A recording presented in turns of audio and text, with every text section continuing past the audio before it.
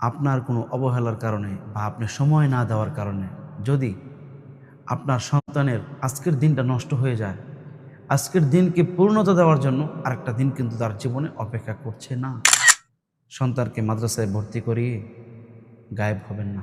আমি আপনাকে অনুরোধ করে বলবো, আপনার সন্তানের পড়াশোনার খোঁজখবর নেন, আমাদেরকে জানান, কন্টিনিউ করেন। বিসমিল্লাহির রহমানির রহিম। সন্তানকে মাদ্রাসায় ভর্তি করিয়েছেন, এখন আপনার করণীয় কি? সন্তান ফোন দিয়ে বলতে পারে যে বাবা, আজকে খাবার একটু কম খেয়েছি। আপনি সন্তানকে বলেন আর না বলেন, এটাই সত্য কথা যে তার বাকি ক্ষুধাগুলো পূর্ণতা দেওয়ার জন্য আরেকটি বেলা অপেক্ষা করছে।